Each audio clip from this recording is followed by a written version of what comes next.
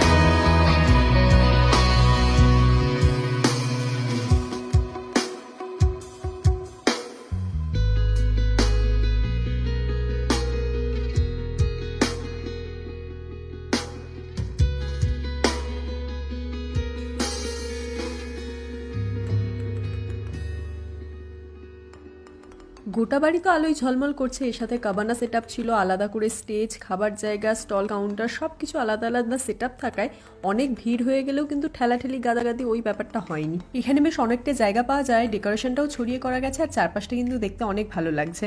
আর আমি যে সেই একবার গিয়ে স্টেজে উঠেছি আর নেমেছি সেই অনেক রাতে। বিয়ের থেকে রিসেপশনের দিন কিন্তু বেশ রিল্যাক্সে থাকা যায়, আসলে ওই সমস্ত নিয়মকানুন পালন হয়ে যায় বলে রিসেপশনের দিন সেই সব নিয়ে আর কোনো মাথা ব্যথা থাকে না। তবে যেটা চাপে সেটা হচ্ছে ওই বারবার উঠে দাঁড়ানো বা দাঁড়িয়েই থাকা কনস্ট্যান্ট, সেই কারণে তো একদম কোমর ধরে যায়। আর ভারী শাড়ি পরে 14 বার এদিক থেকে ওদিক, ওই কারণে তো এতগুলো সিঁড়ি ভেঙে বারবার ওঠানামাই করিনি, সেই একবার স্টেজে গিয়ে বসে পড়েছি বাস। তবে দুঃখ একটাই, চোখের সামনে স্টল কাউন্টারগুলো দেখলেও খাওয়ার কিন্তু হয় না। বিয়ের দিন তো একেবারেই হয়নি, রিসেপশনের দিন তাও মা আমাকে এনে হেল্প করে দিয়েছে, ফিশ ফিঙ্গার, ফিশ রোল, কাবাব, এই সমস্ত কিছু স্ন্যাক্স। তবে খাবো কি, খেতে গেলেই কেউ না কেউ এসে যাচ্ছে আর তাদেরকে মিট অ্যান্ড গ্রিট করতে গিয়ে খাবার কথা ভুলে যাচ্ছি। এই দিনটাতে এসে মনে হচ্ছে যে খামোখায় আমরা মনে হয় বিয়ে নিয়ে এত চাপ নিয়ে ফেলি।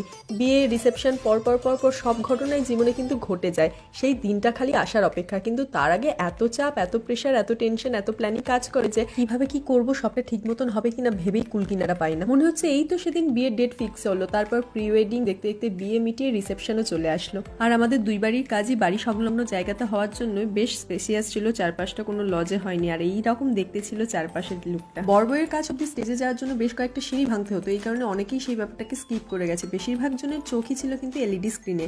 আর দেখতে দেখতে আমাদের বাড়ি থেকে কনে যাত্রীরা এসে হাজির, আর তাদের সকলের হাতে রয়েছে তত্ত্ব। আর মাকে দেখতে পেতে আমি দারুণ খুশি। অনেক তো হলো ডেকোরেশন, মানুষজন, খাওয়া দাওয়া, এই সমস্ত নিয়ে আলোচনা। এরপর দেখে নাও আমরা ঠিক কিরকম সেজেছিলাম। বিয়ের দিনের থেকে আজ অনেক বেশি ফ্রেশ লুক, তারই কিছু ঝলক রইল।